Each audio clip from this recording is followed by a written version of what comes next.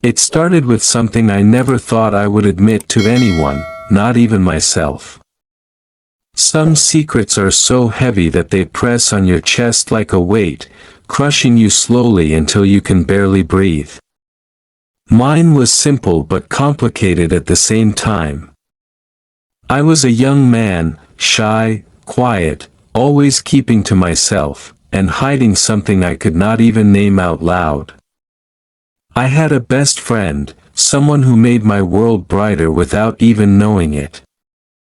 He was the kind of boy who carried the sun in his smile, the kind of person whose laughter could melt away the worst day.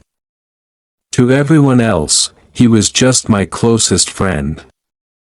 To me, he was everything I never dared to want. I knew it was dangerous to feel this way. I knew society, my family, even the walls around me wouldn't forgive me if they ever found out.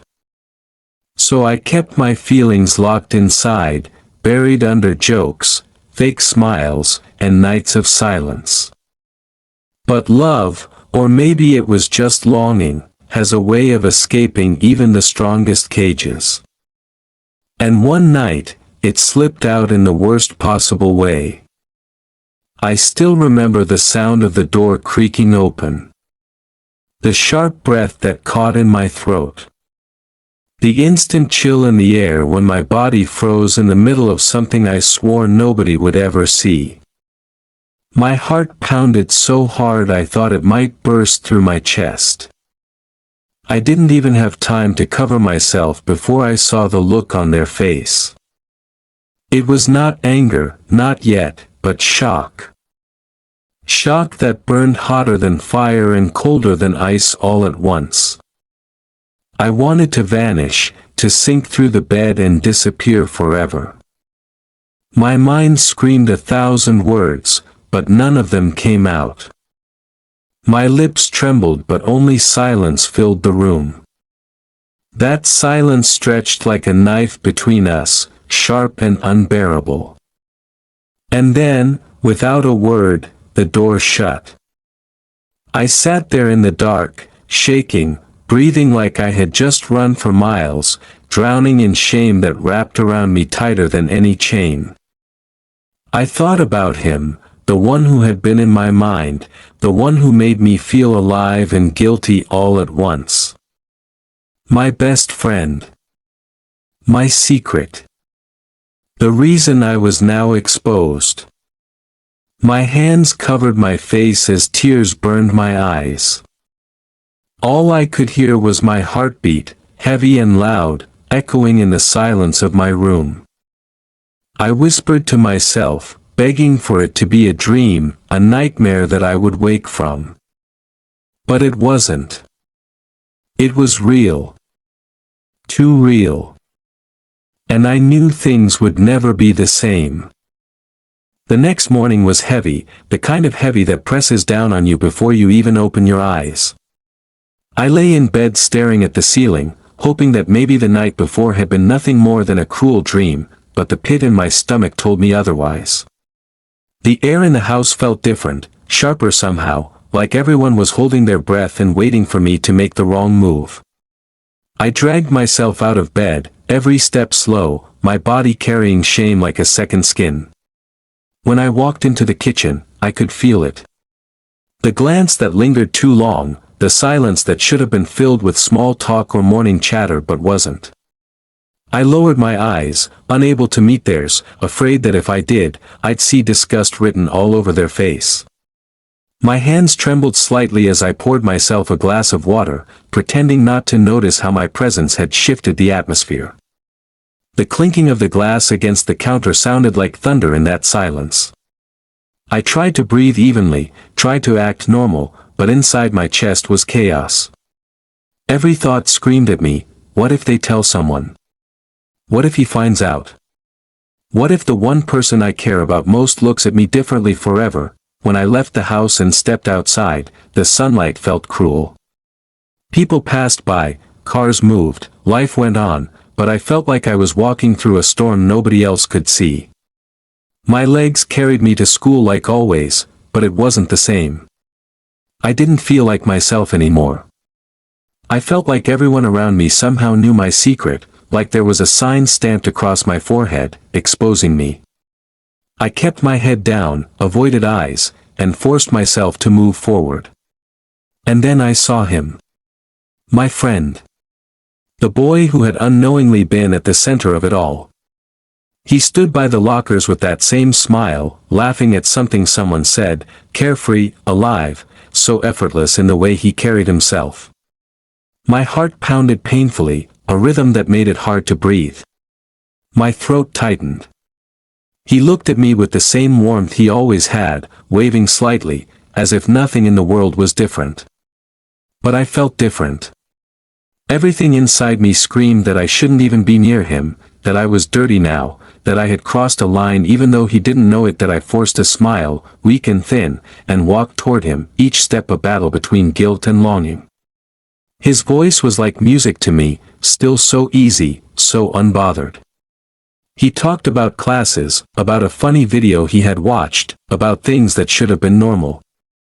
I nodded, responded when I could, but my chest burned. Every gesture, every word from him felt like it carried more weight than before. When his hand patted my shoulder in that casual, friendly way, my body stiffened with a mix of joy and dread. How could I look at him the same after what I had done? How could I stand beside him when the truth of my thoughts would ruin everything if it ever came out? The rest of the day passed in a blur. I sat in classrooms, staring at words on the board that refused to make sense. I laughed at jokes I didn't hear, pretended to be okay when I was far from it. And all the while, the image of the night before replayed in my mind over and over, tormenting me. That moment of being caught, frozen, ashamed, felt like it had carved itself into my bones. When the final bell rang, I hurried home, my body heavy, my mind louder than ever.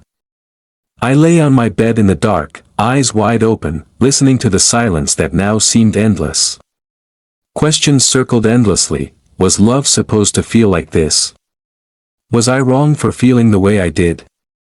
Was I cursed to want something I could never have? The guilt made me sick, the longing made me restless, and the fear made me feel like I was slowly disappearing inside myself. The silence didn't last forever. It came in the shape of footsteps in the hallway one evening, slow and deliberate, the kind of steps that made my skin prickle because I knew they were meant for me. My door creaked open, and there they stood, the family member who had walked in on me that night, the one who had seen what I thought nobody ever would. My heart began pounding immediately, as if it wanted to burst through my chest and escape. For a moment, we just stared at each other, me sitting on the edge of my bed and them standing in the doorway, arms crossed, eyes hard and searching. The air between us felt suffocating. I opened my mouth to say something, to defend myself, to beg for forgiveness, but nothing came out. My throat closed around the words like a vice. They stepped into the room, closed the door behind them, and the sound of that door clicking shut made my stomach twist with dread. The words came sharp, not shouted, but cutting in their calmness. "I know what you were doing," they said, their voice low, almost like they were disgusted to even speak it out loud. My body stiffened, and my hands curled into fists against my knees. I tried to explain, to say something that would make it sound less pathetic, less dirty, but the truth was heavy, and I had no excuse that could erase what they saw. They didn't stop, though. They leaned forward slightly, their voice cold as ice, and said, "You can ruin your life if you keep going down this road. You'll lose respect. You'll lose everything. Don't be stupid." The words felt like daggers, not only because they confirmed what I feared but because they sounded so final, so unforgiving. I wanted to scream that I hadn't chosen this, that I didn't wake up one morning and decide to feel what I felt. But instead, I just sat there, staring at the floor, letting their words sink into me like poison. When they left, closing the door harder than necessary, I collapsed backward onto my bed, staring at the ceiling with tears blurring my vision. My chest felt like it was caving in, like the walls around me were closing tighter and tighter. I kept hearing their words on repeat, and every repetition made me feel smaller, weaker, more broken. I wondered if maybe they were right. Maybe I was ruining my life. Maybe I was disgusting. Maybe I was something that deserved to be hidden away forever. That night, I couldn't stop crying. I buried my face in my pillow so no one would hear, but the sobs shook my body until I was exhausted. I kept whispering into the dark, "Why am I like this? Why can't I just be normal?" The days that followed were unbearable. I withdrew from everyone, not just them but from my friends too, especially him. Every time I looked at him, every time I heard his voice, the shame flared inside me like a wound being reopened. I started avoiding him without even meaning to. I walked slower in the hallways, pretended to be busy when he called, forced excuses that sounded weaker every time. And he noticed. He wasn't blind. One afternoon, he stopped me outside after class. His brow furrowed, his voice gentle but insistent. "What's going on with you? You've been different. Distant. Did I do something?" My chest tightened so hard I could barely breathe. I shook my head quickly, pasted on a smile that felt brittle and fake, and muttered, "No, everything's fine. Just tired." But he didn't look convinced. His eyes lingered on me, searching for the truth, and I couldn't handle it.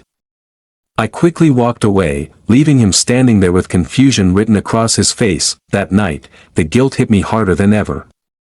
I sat in the bathroom with the door locked, knees pulled up to my chest, crying so quietly that even I could barely hear it. My reflection in the mirror looked hollow, like someone I didn't recognize anymore. The person staring back at me wasn't the boy who laughed easily, who joked around with his best friend, who dreamed about a future that felt bright. That boy was gone, replaced by someone drowning in fear and shame.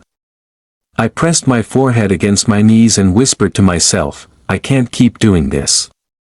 I can't keep hiding from everything and everyone." But when I thought of telling the truth, when I thought of admitting what was inside me, the fear was louder than anything else. Fear of rejection, fear of hatred, fear of losing the one person who mattered most, and so, I stayed silent, carrying the secret like a weight that grew heavier each day. My friend kept asking if I was okay, but I kept lying, pretending, smiling on the outside while breaking apart inside. And every time I looked at him, every time he cared enough to ask, it hurt more, because deep down I knew what I wanted, and I also knew that if the truth ever came out, I might lose him forever. Loneliness became my shadow. It followed me everywhere, clinging to me in the hallways, in the cafeteria, even in the small moments when I was supposed to laugh at something silly he said. It was like I was living two lives at once. On the outside, I was still his friend, still part of the group, still that boy who went along with everyone else. But on the inside, I was crumbling, locked in a prison that only I could see. Nights were the worst.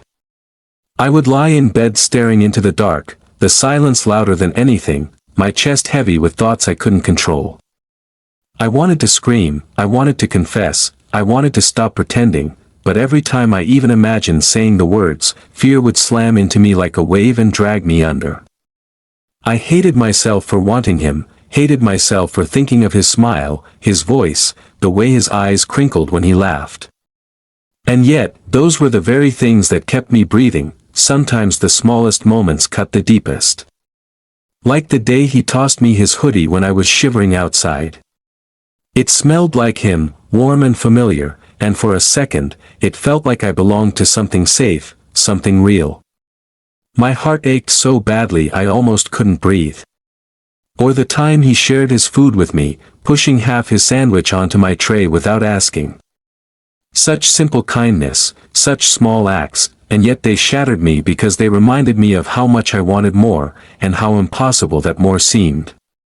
Every time he touched my shoulder or leaned close to whisper a joke, I felt the burn of longing. I smiled, laughed, acted like it meant nothing, but when I went home, the memories replayed endlessly until I couldn't stand it anymore. One night, he surprised me by opening up about his own life.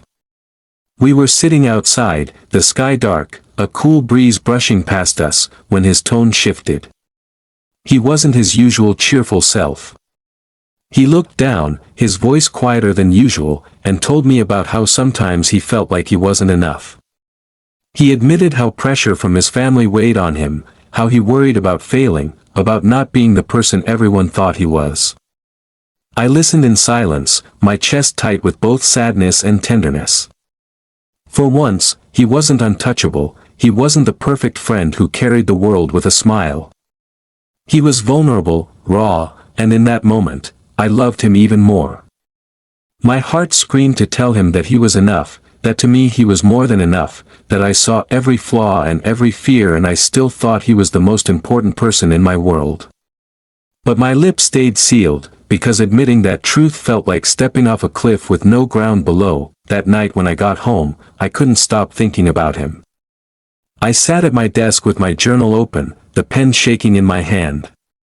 For months I had been scribbling pieces of my heart onto those pages, pouring out feelings I couldn't speak into words that no one was supposed to read.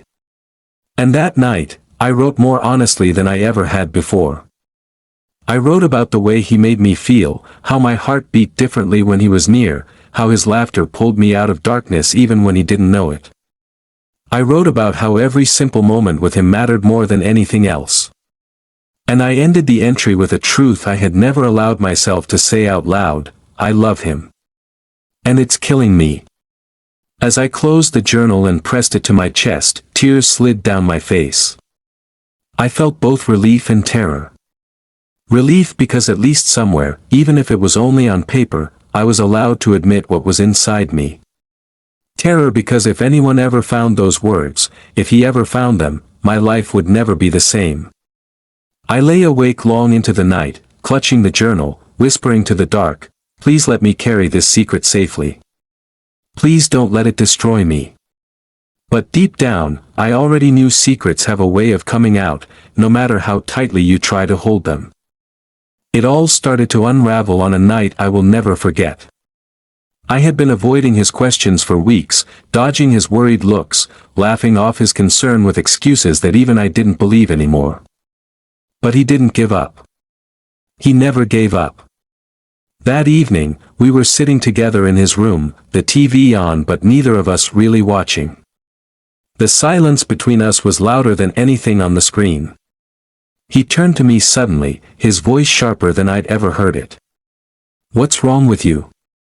Don't tell me nothing, because I can see it. You're not the same. You're hiding something. His eyes pierced into mine, demanding an answer, refusing to let me brush it off again. My chest tightened, my throat went dry, and my mind screamed with words I couldn't say. I opened my mouth, desperate to let it out, to finally confess, but fear crushed me again. I shook my head quickly, forcing a weak laugh, muttering, it's nothing, really. Just stress. He didn't look convinced, but I could see the frustration in his face, the way he bit his lip like he was trying to decide whether to keep pushing or let it go. That night I went home feeling heavier than ever. I threw myself onto my bed, wishing I had the courage to tell him the truth, wishing I could just rip open my chest and show him everything I had been hiding. My eyes drifted to the journal on my desk. That journal had become my only safe place, the only space where my truth lived, ink bleeding across pages that knew every secret I was too afraid to say. Without thinking, I opened it and started writing again, more desperately this time. I confessed how every day was torture pretending I didn't love him. I confessed how badly it hurt to lie to him, to push him away when all I wanted was to hold him closer.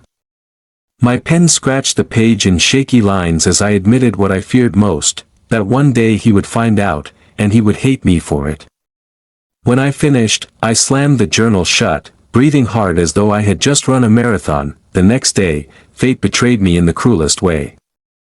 I had left the journal in my backpack, hidden but not locked away. When I stepped out of the room for only a moment, he found it. I don't know what pulled him toward it, whether it was curiosity, instinct, or just bad luck. But when I returned, he was sitting on the edge of the bed, the journal open in his hands, his face frozen, pale, unreadable. My heart dropped so violently I thought I might faint. "What are you doing?" I choked out, my voice breaking. He looked up, his eyes wide, filled with shock and something else I couldn't name, anger, hurt, confusion. "Is this true?" he demanded, his voice trembling. "You've been writing about me? Thinking of me like that? You should have told me." My legs gave out, and I sank to the floor, tears already spilling down my cheeks.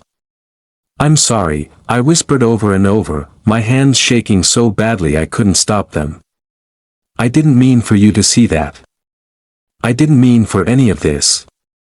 Please, I never wanted to hurt you." The words poured out, but none of them felt like enough. He stood there, gripping the journal like it was evidence of a crime, his chest rising and falling in heavy breaths. His voice cracked when he spoke again, louder this time. "You should have trusted me. Do you have any idea what it feels like to find this out like this? Do you even realize what this means?" His voice was a storm, and I was drowning in it that I tried to reach for him, to explain, to beg, but he shook his head and stepped back. "I can't. I can't do this right now." His words were sharp, final, like a door slamming shut. He dropped the journal on the bed and walked past me, his footsteps echoing in my ears like thunder. I stayed on the floor long after he left, sobbing until my chest hurt, my throat raw from the sound of it. I had imagined 100 ways this could go wrong, but the reality was worse than anything I had feared. I had lost him, not because I told the truth, but because the truth had been ripped out into the light before I was ready. That I crawled onto the bed, clutching the journal to my chest like it could protect me from the emptiness spreading inside. My tears stained the pages as I whispered into the dark, "I've lost him forever." The words tasted like ashes in my mouth, bitter and final. For the first time, I understood what it felt like to truly break, not just bend under the weight of secrets but shatter completely. And as I lay there shaking, I wondered if love was always meant to destroy me. The days that followed were darker than anything I had ever known. Time slowed down until every second felt like an eternity, each moment filled with silence so heavy it pressed against my chest and made it hard to breathe. He didn't call. He didn't text. He didn't even glance in my direction when we crossed paths, and that absence was louder than any words could have been. My phone stayed on my nightstand, screen black, lifeless, though I kept checking it every few minutes as if somehow it would suddenly light up with his name. It never did. The waiting was a torment all on its own, and with every hour that passed, the hope inside me shrank a little more. At home, things weren't better. The family member who had caught me that night didn't speak of it again, but the look in their eyes said everything. It was cold, distant, like I had become something unrecognizable, something shameful. Meals were eaten in silence, footsteps echoed louder, and even the air in the house seemed to have turned against me. I avoided being around them, locked myself in my room, pretending to study while staring at the same page for hours without seeing a single word. My room became my cage, and I sat in it day after day, sinking deeper into the shadows of my own thoughts. Food lost its taste. Music, which once had been my escape, felt hollow, just noise that made me ache instead of heal. Even sleep betrayed me. Every night I lay awake, tossing and turning, replaying that moment when he stood there with my journal in his hands. The look on his face haunted me, shock, anger, hurt, disappointment all mixed together. My mind twisted it endlessly, making it worse each time until I could barely stand the memory without crying. Some nights, I pressed my face into the pillow to muffle the sound of my sobs, terrified someone in the house would hear. I hated how weak I felt, but I couldn't stop.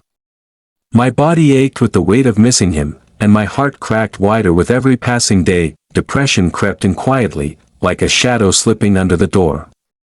At first, it was small things, skipping meals, ignoring messages from other friends, lying in bed longer than I should. But soon, it became everything. I stopped caring about school, about work, about myself. The world outside my window felt distant, like it was moving on without me, leaving me behind in a place where nothing mattered anymore. I thought about him constantly, even when I tried not to. I thought about the sound of his laugh, the way he used to nudge me when I was too quiet, the look in his eyes when he trusted me with his fears. And then I thought about how all of that was gone, how I had ruined everything by being who I was. The shame burned so deep it felt permanent, like a scar etched into me that would never fade. Still, no matter how broken I felt, a tiny spark inside me refused to die. It was hope, foolish and fragile, but it was there. Every time my phone buzzed with a notification, my heart leapt, only to crash when it wasn't him. Every time the doorbell rang, I secretly wished it would be him, even though I knew it wouldn't. I told myself it was over, that he had walked away for good, but some part of me refused to believe it. That part of me clung desperately to the idea that maybe, just maybe, he would come back, and then, one night, when I had almost given up completely, there was a knock at the door. It was late, the kind of late when most people are asleep, and the sound startled me out of my thoughts. My heart stopped, then started again, racing as I crept toward the sound. When I opened the door, he was standing there. His face was pale, his eyes tired, like he hadn't been sleeping either. For a moment, we just stared at each other, neither of us speaking, the silence stretching out heavy and uncertain. My hands shook, gripping the doorframe for balance, afraid that if I let go I might collapse right there. He took a deep breath, his jaw tightening before he finally said the words that shattered the silence. "We need to talk." His voice was low, almost breaking, and the weight of it filled the air between us. I felt my throat close, my body trembling as every fear and every hope collided inside me. I stepped aside, letting him in, my chest aching so badly it felt like I might not survive whatever was about to come next. He walked into the room slowly, his steps uncertain, as if he wasn't sure whether he even wanted to be there. I closed the door behind him, my hands trembling so badly I could barely grip the handle. The silence between us was unbearable, heavy with everything unsaid, everything that had been festering since the night he found my journal. He stood in the middle of the room, glancing around like he didn't know where to put himself, and for the first time since I had known him, he looked uncomfortable in a space we had always shared so easily. My chest tightened with guilt and fear, and I couldn't bring myself to meet his eyes for long. I wanted to speak, to apologize again, to explain, but the words got stuck in my throat, choking me before they could escape. He finally broke the silence, his voice rough and strained. "I don't know what to say to you." My stomach dropped. His words were sharp even though they weren't shouted, carrying all the confusion and pain I had dreaded hearing. "You should have told me," he continued, his voice cracking, "instead of letting me find out like that. Do you even realize how that made me feel? To read those words, to see myself written down like that?" His hands clenched at his sides, his face twisted between anger and hurt. I felt tears burn in my eyes, but I bit them back, forcing myself to look at him even though it hurt. "I'm sorry," I whispered, my voice breaking apart. "I never wanted you to find it. I never wanted you to see those words. I was scared. I didn't want to lose you. I didn't know how to say it." My words spilled out like broken pieces, desperate and fragile. I thought he might walk away right then, but he didn't. He stayed, his breathing heavy, his eyes locked on me as if he was fighting an invisible battle inside himself. For a long time, he said nothing, and I thought the silence would kill me. But then, his shoulders slumped, and his voice softened, though it still shook. "Do you know what hurts the most? It's not that you felt that way. It's that you hid it from me. We've always told each other everything, but this? You carried this alone and pretended like nothing was wrong. Do you have any idea how that makes me feel?" His voice cracked again, and this time I could see the glimmer of tears in his eyes. My heart ached so badly I thought it would split open that I nodded quickly, tears falling freely now. I know. I know I should have told you. I wanted to, so many times, but every time I tried, I couldn't. I thought you would hate me. I thought you'd never look at me the same way again. You're the only person who matters to me, and I couldn't stand the thought of losing you. My words came out in sobs, my whole body shaking, but I didn't care. I had nothing left to hide anymore. His expression softened, his anger fading into something else, something I couldn't quite name. He sat down on the edge of the bed, his hands rubbing against his knees as if he was trying to steady himself. I was angry, he admitted quietly. When I read that, I felt betrayed, like I didn't even know you. But then, I started thinking. I thought about all the times you looked at me and quickly looked away. I thought about the way you've been distant, the way you've been hurting. And I realized maybe I should have seen it sooner. Maybe I was blind. He paused, his eyes meeting mine, and in them I saw conflict, but also something softer, something that looked like understanding. Then my breath caught in my throat as he continued, his voice barely above a whisper. The truth is, I've thought about you too. Not the way I thought I was supposed to, not the way people expect me to, but there were moments. Moments when I wondered why being around you felt different, why I cared so much about what you thought, why losing you scared me more than anything else. I pushed it down, ignored it, told myself it wasn't real. But maybe it was. Maybe I've been lying to myself this whole time. The room spun around me. My heart pounded so hard I thought I would collapse under the weight of it. I couldn't believe the words coming from his mouth, couldn't believe that the thing I had dreamed of in silence was being spoken out loud. Tears streamed down my face, but this time they weren't only from pain, they were from relief, from hope, from the possibility that maybe I wasn't as alone as I thought. That we sat there in silence, both of us broken open, both of us trembling with truths that had been buried too long. Finally, he reached out, his hand shaking as it brushed against mine. It was hesitant, uncertain, but it was real. The touch sent a jolt through me, a mixture of fear and comfort, as if the world itself had shifted. I looked at him, my lips trembling, and whispered, I was so scared. His eyes glistened with tears as he whispered back, so was I. The hug came next, slow and fragile, like we were both afraid the other might break. His arms wrapped around me, and for the first time in what felt like forever, I didn't feel empty. I felt seen. I felt accepted. The silence that followed wasn't heavy anymore, it was healing, the kind of silence that spoke louder than words ever could. That night didn't fix everything. It didn't erase the fear or the shame or the wounds we had both carried. But it was the first time I believed that maybe, just maybe, there was a chance for something better. A chance to stop hiding. A chance to start again, not as the people we thought we had to be, but as the people we truly were. And for the first time, hope didn't feel foolish. It felt real. The days that followed felt different, like the world had shifted ever so slightly. It wasn't perfect, nothing about it was easy, but there was a new kind of honesty between us that hadn't been there before. The air no longer carried the unbearable weight of secrets, and for the first time in a long time, I could look at him without feeling like I was drowning in shame.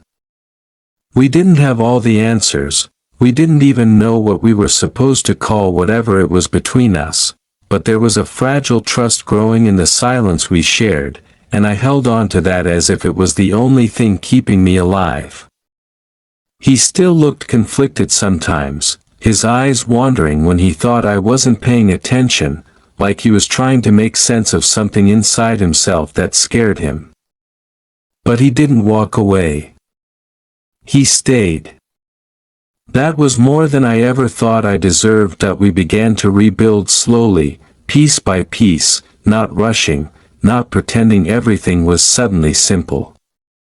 Conversations stretched late into the night, honest and raw in ways they had never been before. We admitted things we had both buried for too long, the fear of being different, the pain of expectations, the confusion of feeling something we weren't taught to understand. There were moments when he would fall silent, staring at the floor, and I could see the war going on inside him. But then he would look at me, his eyes softer, and I knew he was choosing not to run. Each time he stayed, each time he let the silence turn into a truth instead of a goodbye, my chest healed just a little bit more. At home, nothing had changed. My family's coldness lingered, their silence like a punishment I had to live with every single day. The disapproval in their eyes was constant, a reminder that no matter what happened, I would never fit the mold they wanted for me. But the difference now was that I no longer felt like I was fighting the battle alone. Even if he didn't say the words outright, even if he was still figuring himself out, his presence beside me was enough. It was a lifeline, a reminder that I wasn't broken, that I wasn't cursed for feeling the way I did.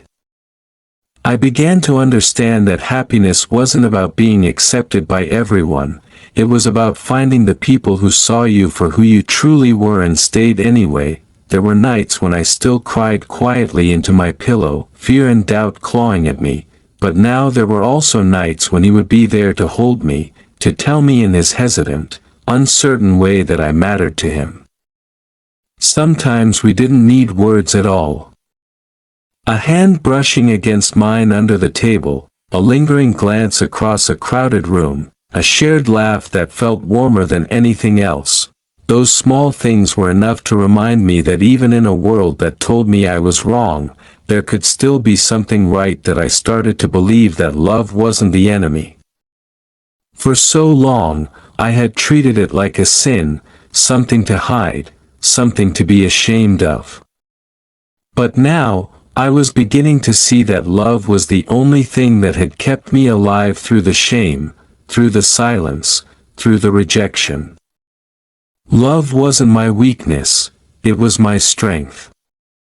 It was the reason I endured, the reason I still had hope, the reason I still believed in a future that once felt impossible. He admitted one night, his voice barely more than a whisper, that he didn't know exactly what he was feeling. He said he was scared, that he didn't have the right words for it, that he was still figuring himself out. But then he added something that made my heart ache in the best way possible. I don't know what this is, he said, but I know I don't want to lose you. I don't want to pretend I don't care. I can't. Those words were enough. They were more than enough. Because it meant I wasn't alone anymore, not in the way I had been before. The road ahead was uncertain, filled with questions we didn't yet have answers to.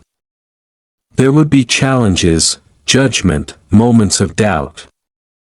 But I knew now that I could face them, not because I had everything figured out, but because I had him beside me.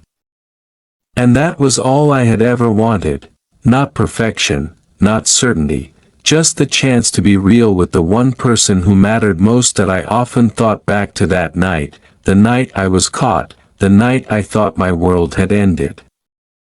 In a way, it had.